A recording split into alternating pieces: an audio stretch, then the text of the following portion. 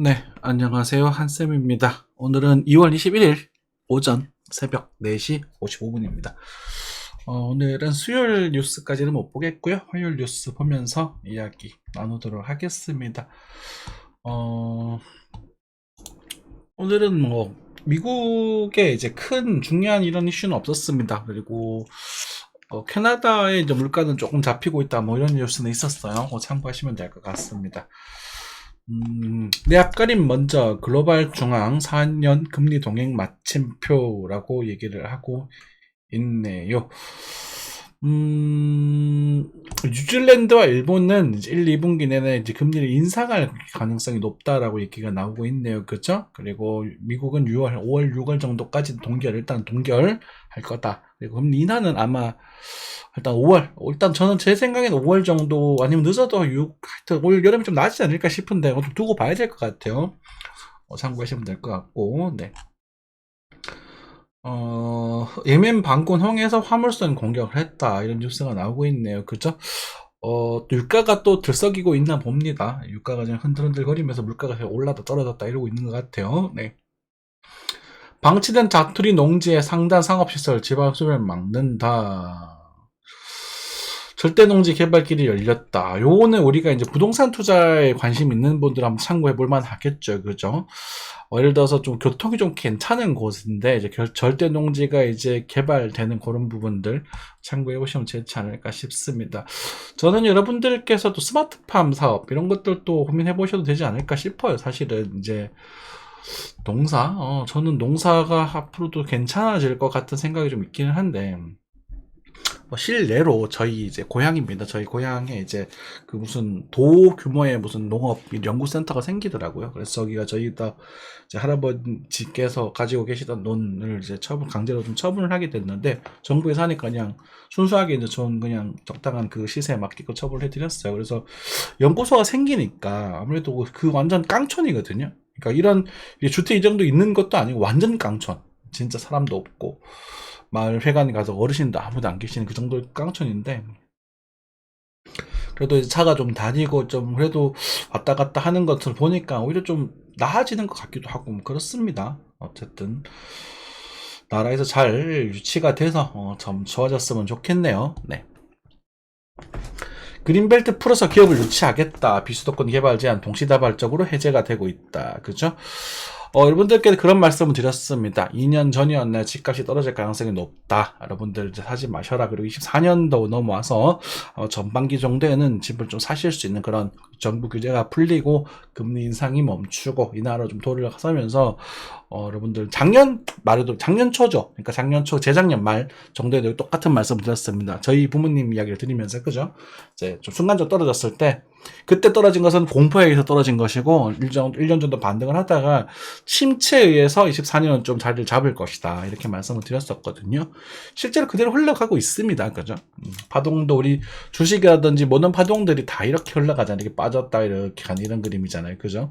다시 이렇게 꾸물꾸물 이렇게 올라가는 그런 그림. 그래서 지가 한 이쯤 되지 않았나 싶어요.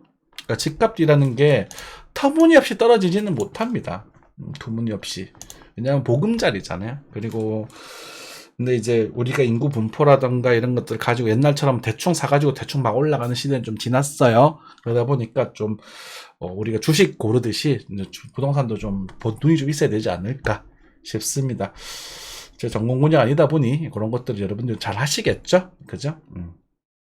아무튼 그렇게 말씀드렸었는데 지금 이렇게 해제가 좀 되고 있습니다. 제 개인적인 생각으로는요, 그러니까 이제 부동산을 가지고 부동산의 집값 상승으로 돈을 버는 시대는 좀 지나지 않았나 싶습니다. 그거에서 집값이 상승되는 그 상승률 자체가 우리가 이제 예를 들어 증시라든지 주식에 대한 상승률을 아마 크게 앞서가질 못할 거예요. 그래서 여러분들이 이제 집을 구매하실 때도 어쩌면 이제 월세 투자용, 그리고 이제 장기 땅이란 토지는 좀 영원하니까 그런 것들 가지고 우리가 월세라든지 그런 이제 그런 것들을 받는 용도로 쓰시는 게 저는 바람직하다고 생각이 들고요. 월세 투자, 대학교는 좀 깊이 하시는 게 좋습니다. 저는 예전에도 말씀드렸지만 대학교는 지금은 아직까지 뭐 안 좋다 해도 외국인이 유치가 되고 이렇게 말씀을 하시지만 한국 출산율이 1 밑으로 떨어진 게 지금 한 8년 정도 됐습니다. 8년 정도 된 걸로 알고 있는데 지금 0.5, 0.67, 0.67까지도 떨어지고 있죠. 그런 말은 무슨 말이냐면 저희 나이 때, 저희보다 좀 어리신 분들이죠. 30대 분들 출산 가능 이제 여성 인구가 한 병당 0.7명을 낳는다는, 그러니까 부부 한 사람당, 한 커플당 한 병을 안 낳는다는 얘기예요. 한 커플당 한 명을 평균적으로 낳지 않겠다라는 이야기거든요. 그러니까 두 명에서 이제 0.7, 3명 대 1명. 그러니까 한 명이 평균적으로 3명을 부양해야 되는 상황이 되거든요. 그래서 지금 이제 그 친구들이 이제 그 출산율이 완전히 박살난 그 친구들이 아마 내년부터 해서 초등학교를 들어가게 될 겁니다. 그러면은 줄어드는 것 정도의 느낌이 이제는 완전히 달라질 겁니다. 예전 1점 몇, 1점 몇 이런 것들은 중요한 게 아니라 이제 0점대 친구들이 이제 올라오고서 이제 초등학교 입학할 때가 다 돼가거든요. 그러다 보니까 뭐 서울에 이제 좀 젊은 분들이 빨리 많으셨던 그런 부분들 학교들이 빨리 문 닫고 있죠. 이해되시죠? 그러다 보니 대학교는 아마 안 하시는 게 좋겠고, 저는 이제 월세 장사를 하시려면 한국에서도 그래도 이제 뭐 그 외국인 노동자보다 공장이 많은 곳, 그래서 이제 외노자들이 일단 와야 되잖아요. 걔네들이 우리 이제 인구 분포라든지 그런 게 사실 한국 경제의 근본이 돼야 되거든요. 아직 한국의 경쟁력, 인프라는 강력하기 때문에. 그래서 이제 뭐 저 같은 경우는 평택 쪽이라던가 아산 쪽, 제가 아산 쪽을 계속 보고 있는데, 아산, 그래서 뭐 세종이라든 그쪽 라인들, 공장 단지가 굉장히 활성화되어 있는 그쪽 라인들에 이제 외국인을 대상으로 이제 저렴한 지역에서 월세를 내주는 그런 쪽으로 생각을 해보시는 것도 재테크의 하나 기준이 되지 않을까 싶은 생각이 좀 듭니다. 개인적인 생각입니다만 참고해 보시면 좋을 것 같고요. 자, 전공의 공백에 대형병원 마비가 되었다라고 하죠. 파업 주동자 구속 검토. 좀 안타까운 이야기예요. 그죠? 이분들도 사실 공부 엄청 많이 하셔서 의대에 가셨는데 이렇게 막 풀어준다고 하니까 손할만 하지. 하지만 우리가 지켜야 될 부분도 있는 것이고, 그죠? 여기는 좀 말을 좀 아껴야 될 것 같아요. 네. 대출 비교 서비스에 고객 뺏길라 시중은행 입점을 주저하고 있다, 이런 얘기가 나오고 있고요. 작년 대기업 대출 금리 10년새 최고 찍었다.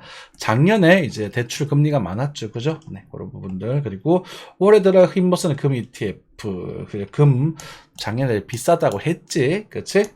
네, 작년 분명히 금 비싸다라고 했다잉. 그치? 금을 추천한 건 재작년쯤이었어요, 그죠? 그럼 딱 금 차트 한번 볼게요, 오랜만에. 네. 미국 전기차 전환 지연 2차전지 또 울상, 그죠? 전기차가 생각보다 메리트가 없습니다. 단호하게 말씀드려서. 그래서 제가 이제 하이브리드를 탄지 이제는 4년 반 정도 되어 가네요. 올해 이제 만 5년을 찍을 것 같은데 굉장히 만족하고 타고 있습니다. 가득 주행하면 약 9만에서 10만원 정도 구매가 돼요. 완전히 비었을 때. 그래서 주행 가는 거리 약 1150km 정도 나오거든요. 평균 연비가 한 18, 19. 저는 이제 좀 천천히 타다 보니까 20km 나올 때도 많고요. 만족스러워요. 그리고 이제 전기차 충전을 해가지고 타는 거 보니까 한 700km 갔을 때 4, 5만원 정도 충전을 하는 것 같더라고, 보니까. 5만원. 그러니까 뭐 큰 차이 없다라고 봐야 되죠. 그렇죠? 조금 더 전기차가 연비가 좀 좋긴 하겠지만, 그 불편함들은 감수해야 되는 부분이잖아요. 그죠? 그리고 차값이 일단 비싸고. 그러다 보니까 이 전기차 배터리가 너무 급격하게 발전을 해서 정체가 됐다라는 말씀을 좀 드려왔었어요. 그쵸? 이게 이제 소문난 잔치집이 되어버린 거지. 이제 앞으로 이제 천천히 상승을 할 겁니다. 물론 상승된 거라는 거는 뭐 당연하죠. 모든 것들이 배터리로 움직이게 될 것이고, 뭐 핸드폰도 마찬가지고, 뭐 컴퓨터, 뭐 나중에 로봇까지 나오게 되면 다 배터리로 발동을 할 거 아닙니까? 그럼 이제 그 배터리를 이제 재생산하고 재활용하고 이런 것들이 더 좋아지겠죠. 그렇죠. 하지만 그것에 대한 상승 여력은 좀 더디다. 그래서 에코프로 차트도 좀 이따 한번 보도록 할게요. 자, 오랜만이니까 조금 꼼꼼하게 봐드려야겠죠. 네. 엔비디아 데이터센터 호황, 최대 실적 격신 하나, 엔비디아 지금 많이 빠지고 있습니다. 엔비디아 차트도 한번 보겠습니다. 오늘 나스닥 종목들 좀 체크해 볼게요. 네. 자, 1년 수익률 34%, 강남 자산가도 뭉치도 여기 몰렸다. 자, 인도 증시에 대한 추천은 한 4, 5년 됐습니다. 제가 인도 잘 모르겠으면 인도 주식 사라. 인도가 제일 좋다라고 계속 강조해서 많이 드렸었습니다. 그래서 인도 증시가 어마어마하게 상승을 했어요. 그리고 인도 같은 경우는 앞으로도 상승할 거예요. 단기적으로 고평가가 됐을지도 모르겠지만 인도는 워낙 이제 생산 가능 인구가 엄청나게 많거든요. 이게 그냥 많은 정도 수준이 아니라 말 그대로 엄청나게 많아요. 20대 인구가 인구 전체의 30% 이상이 차지합니다. 그렇다 보니까 사실 뭐 AI가 발달되고 뭐 로봇이 뭐 대체하고 뭐 여러분들 그런 얘기 하지만 세상에서 가장 싼 노동력이 뭐다? 인간이다. 그죠? 싼 노동력은 인간이에요. 비싼 노동력이 인간이지만 싼 노동력도 인간이란 말입니다. 그럼 걔네들이 뭐 단순한 노동력을 막 생산해버리면 난리가 나는 거지. 그쵸? 네.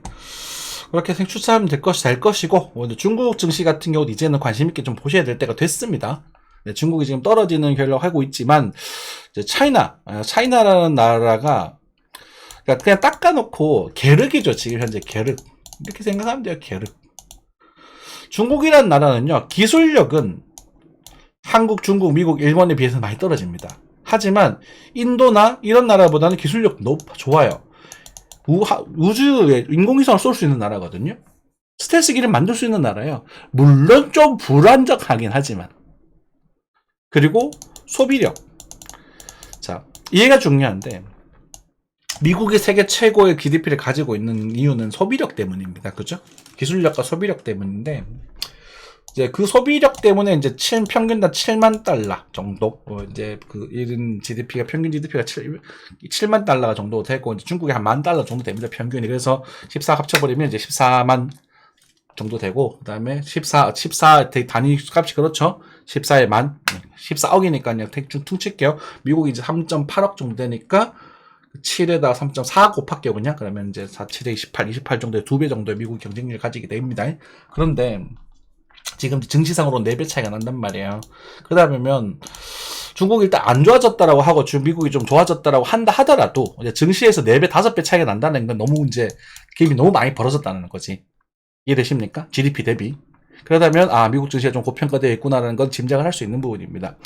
근데 이제 중국의 소비의 이야기를 드릴 이유가 뭐냐면 중국이란 나라가 여러분들이 좀 알아야 될 필요가 있어요. 저가 이제 중국 친구들이 좀 많잖아요. 근데 걔네들한테 물어보면 중국의 나라의 시스템 자체가 조금 독특해요. 그러니까 얘네들은 우리 한국인들은 일을 해서 벌어서 뭐를 살아야 된다 이런 마인드가 굉장히 강력한데 요걸 좀 해야 되나? 이 짝개들은요. 너무 중국 좋게 얘기하니까 짝개라면 또 차이나와 관련된 사람이 있을 수 있잖아요. 그죠? 이 사람들은 일을 해서 벌어먹고 산다는 마인드 자체가 없어요. 별로. 희한하죠?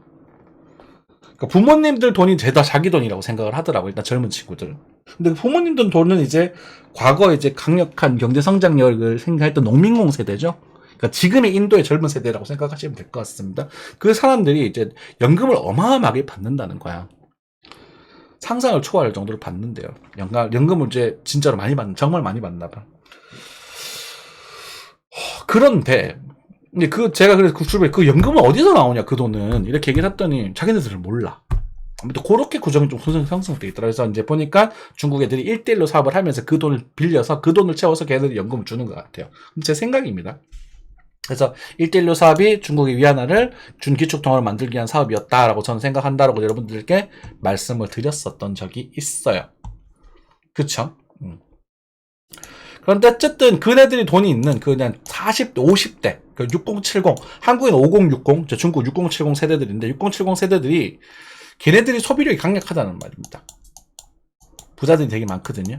그래서 걔네들 때문에 이 정도로 떨어진 경제력이 어느 정도 반등할 수 있다. 그러니까 제가 중국이 이제 미국 따라잡을 거다 말을 하지 않을게요. 그래서 좀 상대적으로 많이 침체되어 있기 때문에 좀 따라잡을 수 있다. 그리고 얘네들이 좀 여러분들 아실라나? 중국인들 고유의 약간 이상한 근성 같은 게 있어요.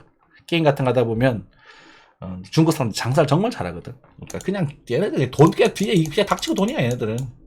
그러다 보니까 도덕성이 좀 떨어지기도 하죠. 우리가 생각하는 윤리성이 좀 부족하기도 한데 또 무조건 다 그런 것도 아니고 뭔가 좀 순수한 것 같기도 하고 좀 못된 것 같기도 하고 뭐 그렇습니다. 그래서 그런 것들 때문에 중국 증시도 이제 관심을 좀 가질 때가 되었다라고 생각하시면 됩니다. 그리고 일단 트럼프가 전 대선이 되면 오히려 이런 부분들이 이제 그때를 정점으로 아마 반전이 좀 생기지 않을까라는 생각을 조금 하고 있어요. 그럼 그때 가서 다시 한번 말씀드릴 수 있도록 하겠습니다. 저쩌고 됐고요. 네. 뭐 디테일 이야기들은 천천히 보면 될 것 같고요. 네. 자, 중국 저가공사의 일본 회사도 무너졌다. 한국조선사 초긴장.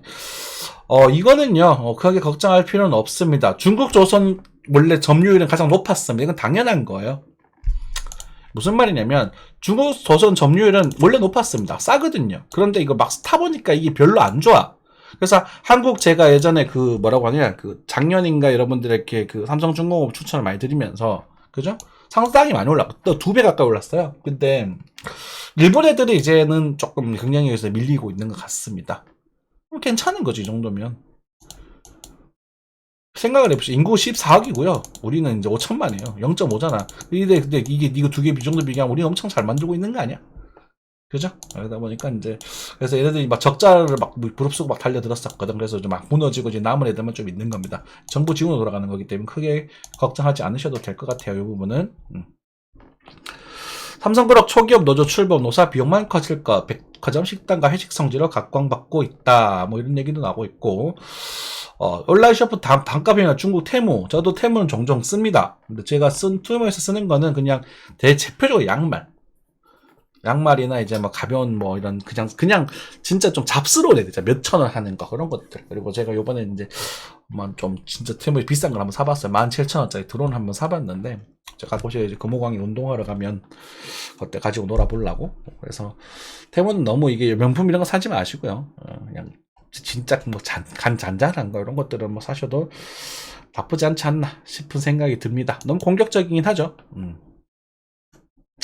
그래도 품질은 보장 못합니다. 네. 자, 배민의 배짱 장사. 배민 좀 그래요. 제가 배민은 별로 안 좋아합니다. 배민은 수수료 너무 센 것 같아요. 제가 쿠팡이츠 수수료를 봤는데 쿠팡이츠가 훨씬 더 수수료가 적더라고요. 그래서 저는 쿠팡이츠를 좀 쓰고 있는 부분이고, 쿠팡 한 개 내면 원래비 내면은 또 그걸로 계속 모든 게 다 청산해야 되기 때문에 그 자영업자분들 혹시 다른가? 제가 알고 있는 거랑 쿠팡이츠가 조금 수수료가 좀 적은 것 같아요. 네. 아무튼 빌라 전세가율 70%로 급락, 아파트 6개월째 상승. 이건 뭐 하여튼 우리 인간들은 참 단순한 것 같아요. 그죠? 빌라 그 전세 이거 난리가 난다고 하니까 빌라 전세 쭉 빼고 아파트로 다 들어가고 있고, 참. 에휴, 꼭 사고 나야 난리를 치고 있죠.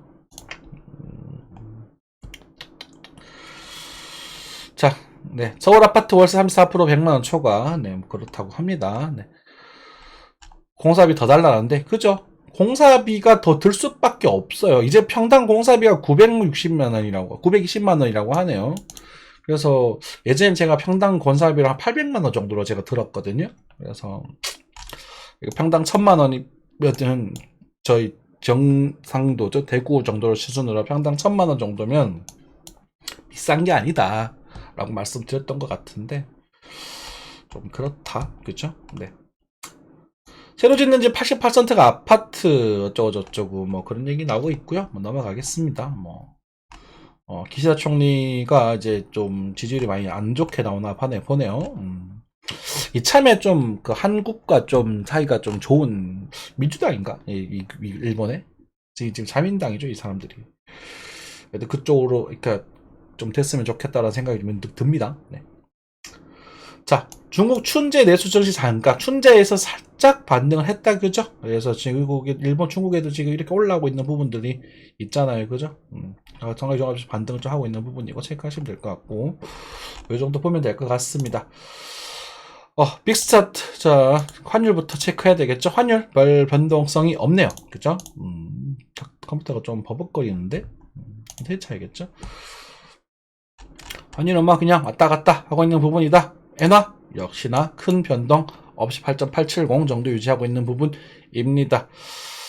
유가는 80달러를 치지를 못하고 있네요. 그죠? 그냥 그래서 왔다 갔다 하고 있는 부분이 60달러대 떨어지게 되면 우리가 롱 포지션을 잡을 수 있을 거고, 80 정도까지 가지 않겠습니까? 라고 말씀드린 것 같은데, 그 뒤로는 뭐 볼 게 없다. 그죠? 모른다. 이럴 때는 그냥 쉬시면 됩니다. 네. 빅스타트 다시 한번 반등을 좀 주어버리고 있네요. 그죠? 빅스타트가 반등한다는 것은 미국 증시가 조금씩 조정을 보여주고 있다는 말과도 동일하겠죠. 호호. 자, 미국 증시가 추세에 대한 이탈을 좀 보여줬습니다. 그래, 무슨 말이냐면, 우리가 1대1의 관점에 있어서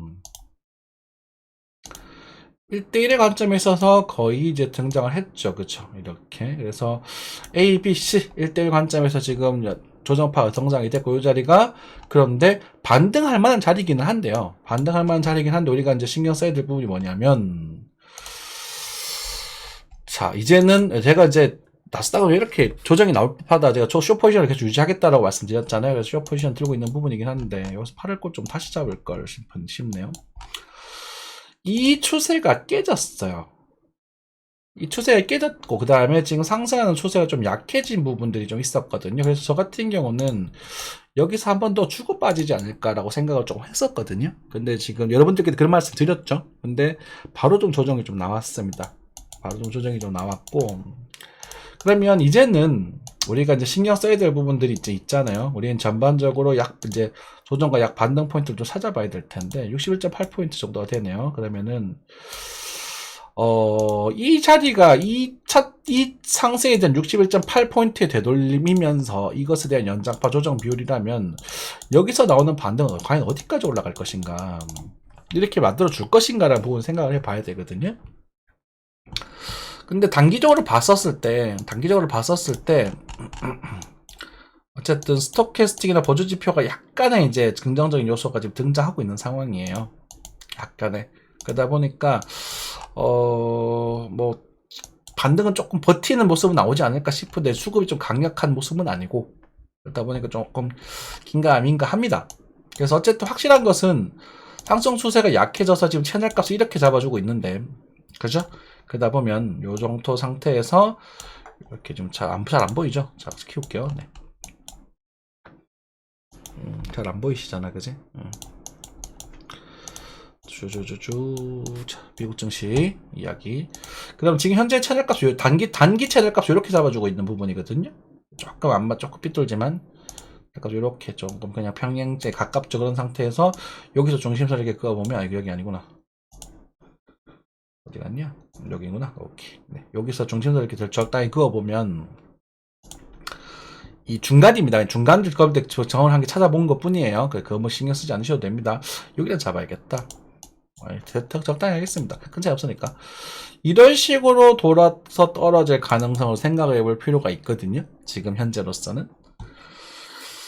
그래서 일단은 여기서 작은 반등 포인트 오케이인데요. 나중에 요 반등이 좀 등장을 하고 다시 떨어질 때는 또 셧업 포지션을 또 크게 한번 노려볼 수 있지 않겠는가라는 생각을 좀 하고 있습니다. 그래서 지금으로선 단기적으로는 지금 이제 여기는 반등 포인트니까 좀 기다리셨다가, 그죠? 반등 포인트니까 기다리셨다가 나중에 요런 그림, 여기서 이제 한번 요런 그림 떨어지는 그 타이밍 잡으시고 숏 포지션을 노려보시면 달달하지 않을까. 요때는 좀 위험해가지고 제가 말씀을 좀 쉽게 드리지 못했다, 이렇게 좀 생각하시면 될 것 같고, 만약에 여기가 빠르게 이탈이 될 수 있거든요. 빠르게 만약에 뭐 내일 모레 정도나 이번 주 정도에서 만약 이탈 되게 되면 17,200포인트 정도까지 조정이 좀 무난하게 나올 수 있다고 생각하시면 됩니다.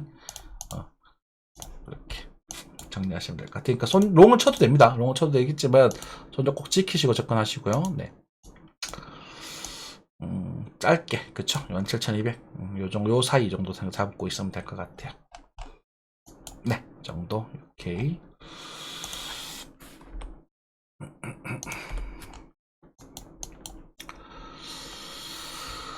자, 그 다음에 뭐 여러 가지들 보면서 좀 볼게. 엔비디아가 왜 조정이 좀 크게 나왔어요. 그렇죠? 아까도 말씀드렸죠. 엔비디아 조정이 크게 나오면서 반등 좀 주고 있기는 한데, 그냥 이건 수익 실현 매물이라고 보시면 될 것 같습니다. 743달러에서 690달러까지, 680달러까지 빠졌다지 약반등을 주고 있는 부분이잖아요. 이 정도면은 거의 한 10%가 한 8% 정도 순간적인 조정이 나왔습니다. 그죠? 그러다 보니까 엔비디아가 너무 많이 올라서 좀 파는구나. 그냥 단순히 그런 거예요. 너무 많이 올랐잖아요. 좋은 거 알겠어요. 이거 제가 졌어 이제, 그죠? 평가 됐다는 말 안 할게. 근데 너무 많이 올랐으니까 수익 실현 좀 하나보다, 이렇게 생각하시면 될 것 같습니다. 네. 골드, 금 좀 볼까요? 금이랑 은 오랜만에. 골드가 어디 갔는가? 우후.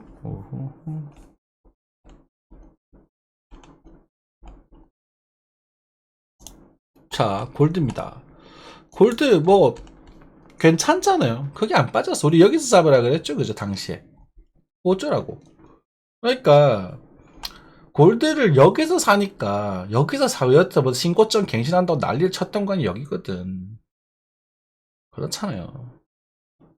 그잖아요. 그래서 이쯤에서 잡아보라 그랬잖아. 당시 기억나십니까? 지금 크게 뭐 빠질 것도 없는데 뭐 골드 ETF가 안 좋다고 그래? 그죠? 어. 최근에 조금 약해지긴 했네. 뭐 크게 오르는 것도 없고 크게 빠지는 것도 없고. 그죠? 실버 뭘까요? 실버? 실버도 뭐 저희도 하죠. 여기서 사라고 말씀드렸잖아요. 그죠? 그래서 꿀렁꿀렁거리고 있습니다. 아마 금리 인하가 다시 이루어져야 또 상승이 좀 이루어지지 않을까 생각이 좀 듭니다. 나쁘지 않아요. 은 같은 경우는 장기 투자긴 괜찮습니다. 이건 진짜 정말 농담 아니라 자식 물려줄 각오를 하셔야 돼요. 얘는 단기적으로 매매하는 그런 종목 아닙니다. 네. 그리고 아까 전에 그 뭐 있었지 또? 저 엔비디아 말고 기억이 안 나네. 에코프로. 자, 코스피 넘어가겠습니다. 코스피. 오, 2657 조정이 좀 나왔다가 반등이 나오고 있는 3달짜리네요. 3달짜리는 아니고, 그쵸? 네. 반등을 좀 주고 있어요. 우리 그때 여기서 반등을 조금 잡았었나요? 그쵸? 요 정도에서 좀 잡아봤던 것 같고, 한국 증시 이 아래에서는 좀 매력적인 자리다라고 말씀 많이 드렸었던 것 같습니다. 그쵸? 그리고 2800 정도까지 올라갈 여지가 있다라고 여전히 그냥 그중 유지하면 될 것 같고요. 그리고 코스피 안에서 우리는 또 에코프로 또 풀 수밖에 없겠네요. 전기차 배터리 이야기를 드렸을 때 에코프로가 빠지면 서운하지. 그치. 에코프로, 반등 크게 나왔었죠. 50만원 때 아래에서. 반등이 나왔건 조정을 좀 주고 있는 부분인데, 글쎄요, 이거 가지고 전환했다라고 말하기는 아직까지 무리가 있습니다. 가격적 메리트로 우리가 저기 안에서 반등을 좀 줄 수도 있습니다. 한 80만원 정도까지 올라갈 여지가 있다고 보시면 되는데요. 제가 보기는 근데 80만원을 봤다고 하셔 이게 막 신고점 개시라고 올라가긴 아직 좀 이르다고 저는 판단을 하고 있어요. 그래서 좀 흔들더라도 저는 이 3짜리 아래 여기가 와야 매력적이라고 저는 보여집니다. 하세님 니는 왜 이렇게 에코프로를 안 좋아하냐. 근데 에코프로를 안 좋아하는 게 아니라 저는 에코프로 좋아해요. 왜냐면 제 고향을 먹여 살리는 두 기업 중에 하나입니다. 포스코랑 에코프로. 그럼 에코프로가 잘 돼야 제 고향이 잘 되고 우선 집값도 제가 고향 언제 돌아갈 수도 있잖아요. 맞잖아요. 근데 제가 자꾸 이런 말씀을 드린 이유는 차트가 항상 똑같이 반복됐었거든요. 얘를 가지고 좀 예시를 들어드릴게요. 카카오랑 네이버를 같이 좀 보겠습니다. 카카오, 네이버. 카카오가요. 예전에 여러분들 카카오 막 올라갈 때 제가 뭐라 그랬냐면 5만원 밑에 하는 짓이 똑같아요. 5만원 밑에서 잡으라 그랬단 말이야. 만동 나오고 나는 모른다 하고 할 때 또 여기서 3만원 밑에 4만원 3짜리 보면 얘기해보자 그랬는데 제가 여기서 좀 조심하자 그래가지고 좀 말을 좀 꼬았고 그랬거든요. 그래서 이제 이해합니다. 왜냐하면 이게 액면 분할이라는 부분이 있어가지고 좀 조심하자라고 말씀드렸었는데 실제 반등을 많이 해버렸지. 이 자리는 잡았단 말이야. 이걸 여기서 말한 게 아니라 여기서 말했다고. 여기서 이 반등 이후 이거 다 팔아야 된다고. 기억나세요? 여기 7만원대 말씀드렸고 요거 이거 전부 타버리면 이렇게 되는 거예요. 에코프로 이거랑 똑같다고 전차가. 차트 한번 보시겠어요? 네이버랑도 비슷합니다. 이제 카카오가 더 많이 빠지긴 했는데 이걸로 봐야 되나? NAVR 얘보다 똑같아요. 네, 움직이는 게 보세요. 그죠? 물론 중요한 건 네이버가 더 좋다라고 말씀드렸던 이때거든요. 카카오보다 네이버가 낫다 말씀드렸던 이때죠. 보십시오. 이게 나와야 돼요. 이게 나와야 되거든요. 그런데 에코프로는 아직까지 없어요. 그게 이 정도 가지고는 좀 약해요. 그러다 보니까 뭐 물론 갈 수도 있겠지만 뭐 반대 여기서 해가지고 뭐 이런 식으로 갔다가 순간적으로 흐름을 타서 80만원 거쳐 칠 수도 있겠지만 이거조차도 확률이 뭐 한 30% 정도밖에 안 돼 보이고 그래서 좀 조금 반대 약반등 주다가 이렇게 좀 빠져서 이렇게 바닥을 치고 이렇게 가면 여기는 그래도 우리 에코프로라는 회사의 가치보다 좀 저렴한 에코프로의 하는 회사를 좀 봤었을 때 그래도 이 자리는 우리가 장기적으로 모아가 볼 만한 자리가 아닌가 그렇게 생각이 듭니다. 생각해 보십시오. 이게 불과 한 3년 전에는 5만 원 하던 애예요. 불과 한 4년, 5년 전에는 2만 원 하던 애예요. 근데 이게 100만 원 가버렸단 말이야. 조금 더 돌아가게 되면 만 원 했어요, 만 원. 그러니까 거의 100배 올랐어요, 100배. 그죠? 그러니까 100배 올랐던 조식이 20만 원, 30만 원대에서 버티고 있으면은 이때 가격보다 10배 오른 거거든. 회사의 그 가치가 10배 증가하는 거거든요. 그쵸? 그러니까 냉정하게 접근하시면 좋을 것 같습니다. 네. CLTL 보시면서 여러분들 매매하시면 됩니다. CLTL이 대장입니다. 아직까지는. 네. 알리바바 그룹, 그냥 애플, SMS, 그냥 애플도 좀 지금 몇 프로 가고 있네요. 네. 에코프로 BM인가요? 에코프로 BM도 비슷비슷하죠? 그렇죠? 여러분들께 또 말씀드렸던 예전에 LG생활건강.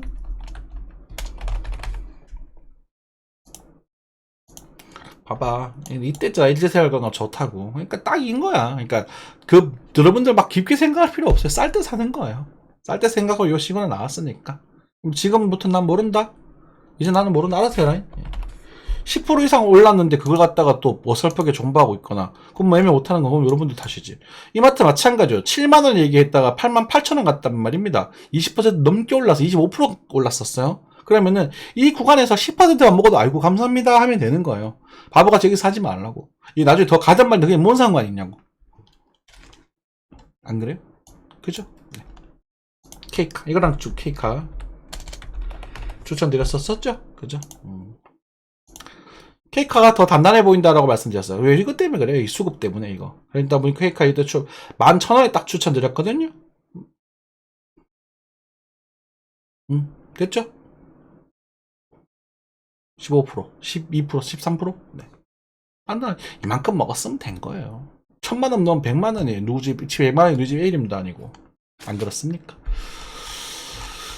그쵸? 뭐 다른 것도 나중에 또 좋은 종목 있으면 또 찾아가지고 또 우리 멤버십 분들께 또 공개해 드릴 수 있도록 하겠습니다. 우리 멤버십 분들은 너무나 소중하기 때문에 저희가 절대 안 날 수 있는 정보 찾아야 되고 뭐 이런 기업들 차트로 보면 도전해 볼 만 하겠네요. 그죠? 뭐 그런 것들은 사실 실력 좀 되는 분들이 도전하시는 거고 진짜 뭐 혹시라도 제가 말씀드렸다가 혹시라도 물리시더라도 존버하면 될 만한 그런 애들 있잖아. 그렇죠? 그런 것들을 또 골라서 말씀드릴 수 있도록 하겠습니다. 멤버십 금액은 1,800원인가요? 제가 이걸 조금 금액을 좀 올릴까? 많이 벌었잖아. 올리면 안 돼? 네. KDNG. 농담입니다. 네. 아마 신설을 할 것 같아요. 신설을 할 수 있을 것 같아요. 왜냐면 우리 교육 같은 거, 기법 같은 거, 기본적인 것들, 강좌 영상도 조금 더 올려드릴 수 있도록 하는 건 신설을 할 수 있을 것 같아요. 자, 뭐 그거 나중에 얘기하고요. 네, 어쨌든 KTNG 같은 경우도 이제 고배당주로서 굉장히 좋은 저는 회사라고 저는 생각을 하고 있습니다. 자, KTNG랑 이제 비교할 만한 그런 회사거든요. 이게 이제 재팬 타바코 일본 담배 회사예요. 자, 일본 담배 회사 보시면 주가가 장난 아니죠. 그죠? 보시면은 우리나라의 KTNG가 일본 담배 회사만 못한 게 있나? 고배당도수 올라가는 건데 그래서 KTNG가 저는 좀 장기적으로 매력적이다. 여러분 그러니까 진짜 어르신분들 연금으로 사시기에는 KTNG만한 회사가 잘 없다라고 저는 생각을 하고 있습니다. 참고하시면 될 것 같아요. 뭐 다 매매로 보는 게 아니라 그리고 이제 예전에 말씀드렸던 이건 이제는 말해도 된다. GS 건설 다른 것들도 다른 건설주도 괜찮겠지만 뭐 GS 건설 순살자이죠. 네, 유명한 회사인데 순살로 뭐 이런 모습일 때 모아가는 거예요. 거래가 터졌죠. 그러니까 뭐 당장 빠른 결과를 보고 싶으신 분들에게는 추천드리지 않습니다. 그런 것들은 그냥 니들 알아서 하세요. 대한항공도 나빼드 뭐 전반적으로 한국 주식 괜찮네요. 그렇죠? 네. 코인으로 넘어가겠습니다. 코인 오늘 좀 재밌는 무빙이 좀 있었습니다. 약간의 조정파가 좀 있었었고 제가 이걸 빡잘 좀 탄 것 같은 기분이 좀 드는데 제가 이제 팔고 지금 체결을 걸어놨는데 체결이 안 돼 버렸어요. 기분이 조금 나빠. 이게 다 진짜 나빠. 한 3원 한 2% 차이로 챙기냐. 2%, 1%도 아니지. 0.5%네. 그래가지고 지금, 기분이 되게 나빠요. 아무튼, 우리가 지금 비트코인 같은 경우가 재밌는 조정파가 등장을 했습니다. 이 좀 재밌는 형태인데, 상승을 강하게 줬어요. 돌파에 대한 모습을 보여줬는데 53,000불, 그죠? 53,000불에 대한 저항은 좀 있다라고 말씀드렸는데 이렇게 확 밀어버리더라고. 지금 또 확 돌리고 있습니다. 그래서 어떻게 지금 진행이 될 건지 참 궁금해요. 근데 이게 재밌는 게 요 조정파가, 요 조정파 있지 않습니까? 요 조정파가 나스닥이랑 같이 일어났습니다.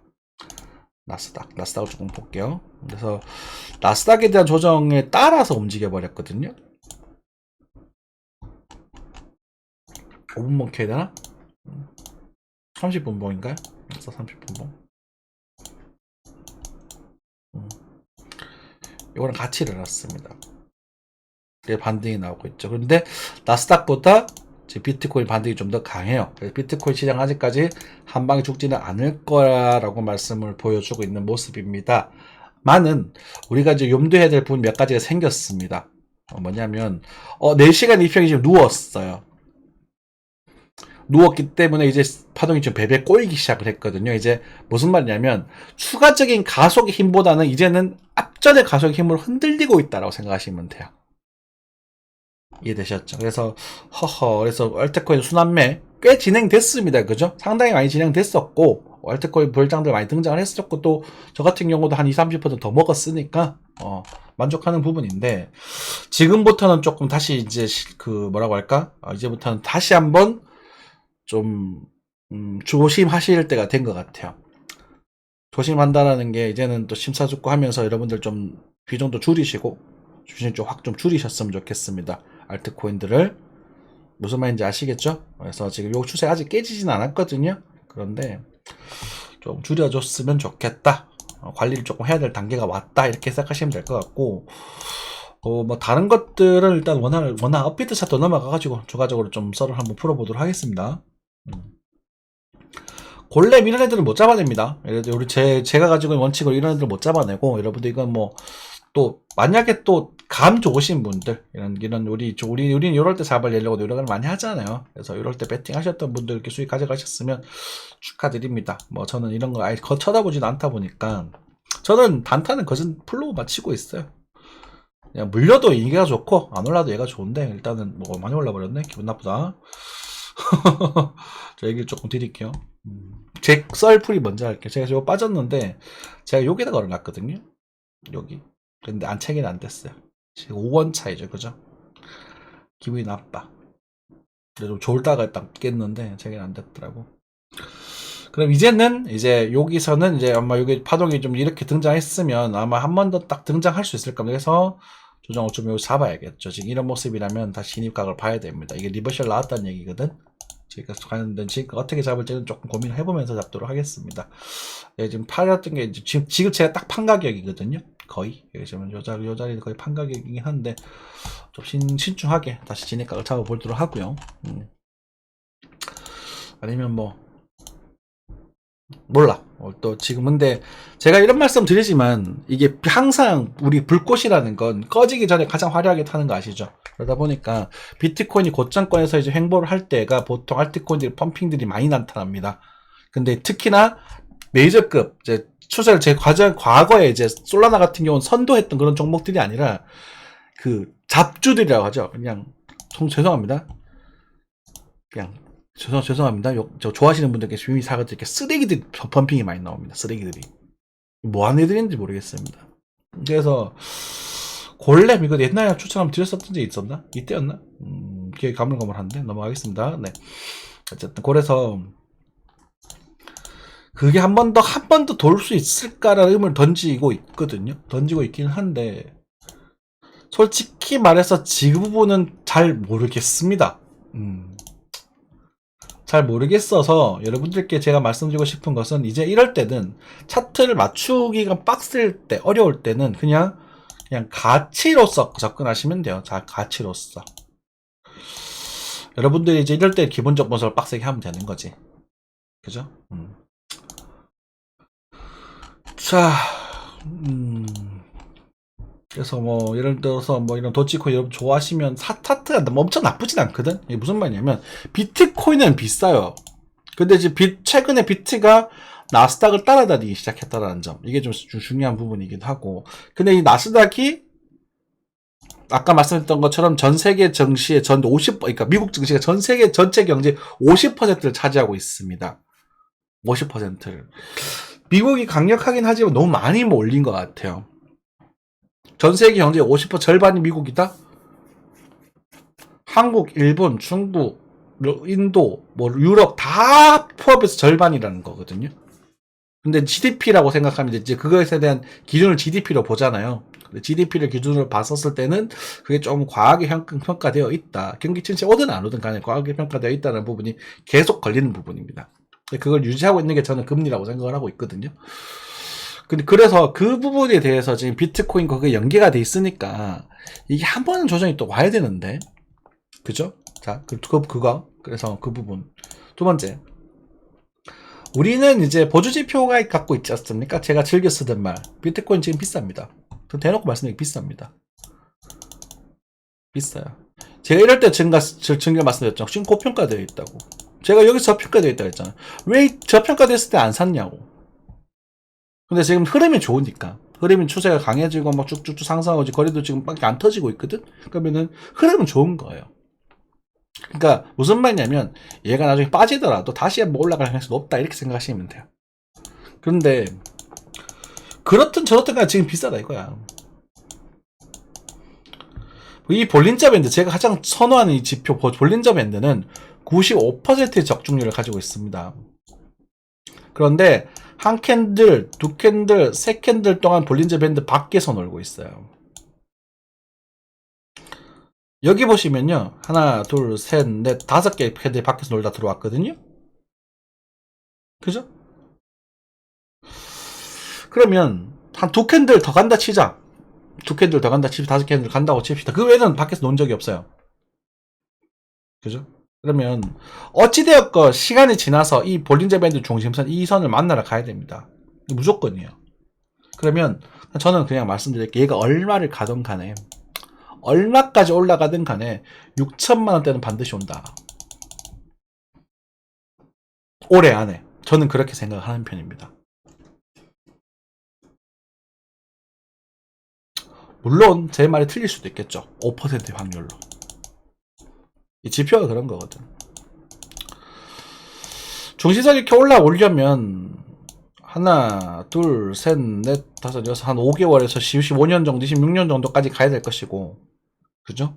그것도 계속 상승할 것인가라는 질문을 던졌을 때, 저는 이게 충격파, 상승 충격파에 대한 1파고 3파라고 가정을 하고, 여기 상승 5파가 진행된다고 하더라도, 저는 조정이 좀 나와야 된다고 보는 편이거든요.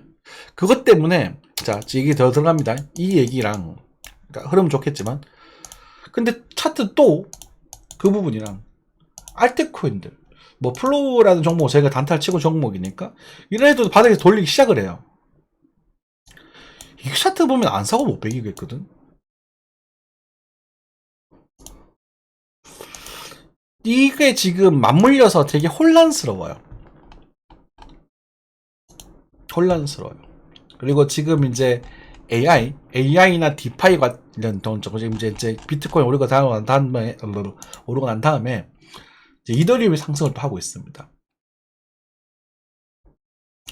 월봉 정도 켜게 되면 또 돌파를 했죠. 우와. 근데 제가 가지고 있는 원칙상 이런 상태에서는 사면 안 돼요. 더 가도 놓치신 거거든요. 우리는 이 볼펜 주의자 돌파 요 순간에 베팅을 했고 저자 아래에서 베팅을 하려고 노력을 한다고 항상. 그러면 이 규모가 상승이 돼 남아있어요. 아직까지 끝나진 않았어. 상힘이 좋기 때문에 남아있는데 이 조정파에서 여러분들이 나중에 그걸 견뎌낼 수 있을까라는 질문을 던졌을 때 되게 괴로울 수도 있지 않을까라는 걱정이 된다는 겁니다. 그래서